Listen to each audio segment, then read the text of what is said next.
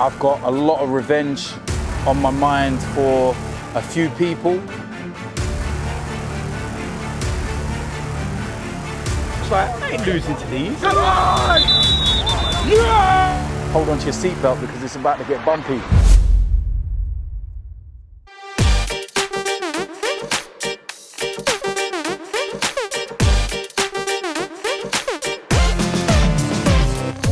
Hello boys and girls, welcome to my preview of Arsenal against Burnley this weekend. The first game at the Emirates of the new season. And I'm looking forward to getting back to the Emirates. I'm looking forward to seeing Arsenal play at home. You look at the first game of the season, we've walked away from there with 3 points, so we've got to feel positive.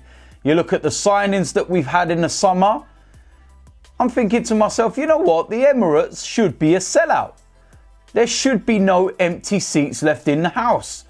It's going to be a very interesting game in terms of how we approach this. It's going to be interesting to see how Burnley approach this. We know how Sean Dyche likes to set up his sides and we know how they predominantly like to play. So we know it's going to be a bit of a physical one, shall we say. Will Unai Emery put some of the new signings in there given that it will be quite physical? Or will he say, you know what, this is the perfect time to let you see what sometimes the Premier League can be like? First time out for Burnley in their opening game, they won 3-0 against Southampton. Very, very good result. Ashley Barnes was on the score sheet and he's a player that can cause some problems. But that's why, of course, we brought the likes of David Luiz into the side to try and maybe handle that kind of physicality. Someone that's got a bit of know-how, a bit of knowledge. But given the fact that, you know, we kept a clean sheet and we won away from home in the first game, it's going to be difficult to dislodge that back line. But I'll get onto that in a moment. So, yeah, there's so many different permutations, formations, you know, ideas that Unai Emery can go with. You're looking at some of the players that may be returning. There, of course, is Mesut Ozil, Kolasinac. Those are two players that could be coming back in the side after, you know, recent incidents involving themselves while they've had to not play. The long-term injuries, of course, we know all about those. Tierney, Bellerin, Rob Holding's possibly the closest to coming back. He's played a couple of under-23 games now. So he must be close to starting to at least get on the bench with the first team. The likes of Lucas Torreira, who came back late, of course, from international duty. He's going to have had another week training with the lads. It's going to be interesting. Very, very interesting to see what happens. So with that said, I'm going to try and get into the predicted lineup. And yeah, it's very rare that you kind of scratch your head and wonder what kind of team selection Arsenal will have. But given the injuries and everything as well, that's actually a testament to the players we've got within our squad right now, that we've got a very, very strong side. So yeah, I'm going to try and get into it and we'll see what you lot think. So starting off in goal, Leno, the most straightforward position in the team. He starts all day long. And he'll be really happy to get off to, you know, opening game of the season, a clean sheet. That's what goalkeepers thrive on. So yeah, straightforward, and that's Leno. Now, I was thinking about going with a back three, but I'm going to stick with the back four. So starting off on the right-hand side, Ainsley Maitland-Niles. What I'll say about him is that I'd like to see more of the way he played in the second half against Newcastle. The way he pressed and shut down for Aubameyang's goal. That was very reminiscent to the way that Hector Bellerin plays. If he does that, then nobody's got any questions, you know, to ask against him. He's spot on when he does that. Going to move to the left-back position, and I'm going to go with Nacho Monreal. Kolasinac may well be back in the side, but if we're playing a flat four, then it's Nacho. If it is the three at the back and we need the wing-backs, then it's Kolasinac. And that's kind of the way we're going to go until Tierney's back in the side, or makes his debut, shall I say. In the centre of defence, first of all, Sokratis, the senior statesman, in terms of how long he's been here and everything else. And that's a pretty straightforward decision. Now, alongside him, of course, a lot of people will be saying bring David Luiz back in. But I'm going to stick with Callum Chambers because I thought Callum Chambers was excellent against Newcastle. And, you know, when you get given a chance, you want your players to take them chances. And he did take his chance. So it'd be a little bit hard to, you know, dislodge him at the moment. So I'm going to go with Callum Chambers. Now, sitting in front of the back four, the two, I'm hearing that Granit Xhaka picked up an injury and he actually is not in the squad for this game. So it makes things a little bit more easier for myself. First of all, I'm going to go with Lucas Torreira. Now, I know that Lucas Torreira has not really played a lot of time. He didn't get off the bench against Newcastle, but he is our main person in that defensive two.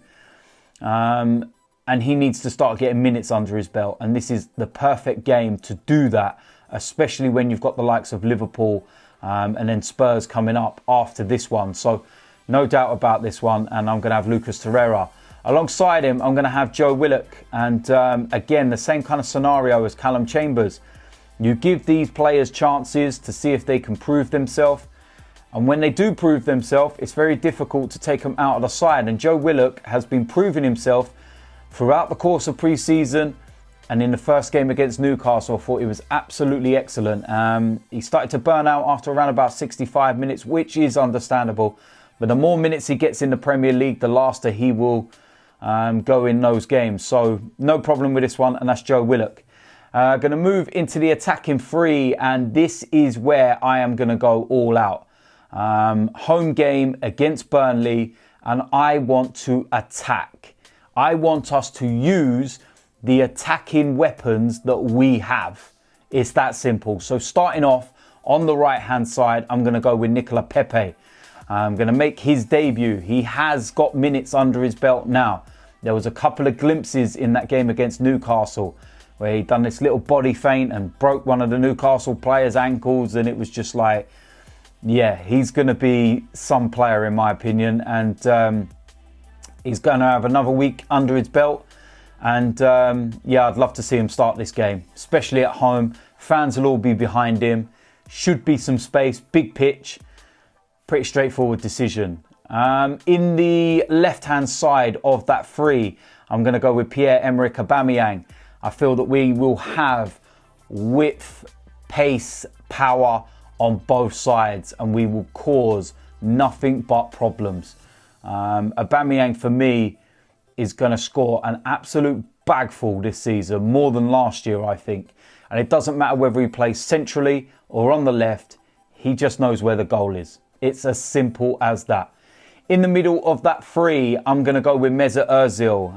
Unai Emery has said that he is 100% sure that he is ready to play if called upon. If Mesut Ozil is available, fit, ready, then he starts. It's that simple. It's one of those games where we may need to be patient and open them up. And Mesut is the one that has the key to open teams up.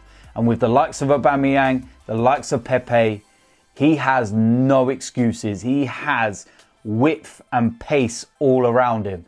So that should play into his hands. So I'm going to go with Mesut Ozil.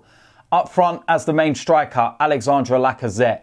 Again, another straightforward decision. And I'll tell you something, he will love playing up there if he's got the likes of Oba, Pepe, Ozil and those around him. My word, that's a striker's dream. He was back in the squad for the Newcastle game, so he's over his injury, but he just didn't get off the bench.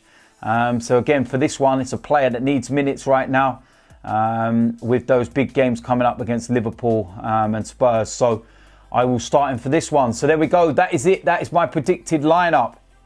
It's a very, very strong lineup. I'm going all out attack. I want to get the job done. I want to get some goals on the score sheet. And I want to be excited when I'm sitting there in the stadium. So, yeah, let me know in the comment section, as usual, whether you agree or disagree. Would you go with that starting 11? Or would you change things up a bit? Would you change the formation? Would you go 3 at the back? Or would you keep it at the 4-2-3-1? Of course, after the game, there will be a player ratings from outside the Emirates. Hopefully it's not absolutely pissing down like it was at Newcastle. Otherwise, I'll have to do it in my car again. But listen, let's hopefully get those 3 points. It's a massive game. Let's get 2 wins out of 2, 6 points on the board before those 2 huge games back to back. Until the player ratings, I'll see you lot soon. I'm out of here.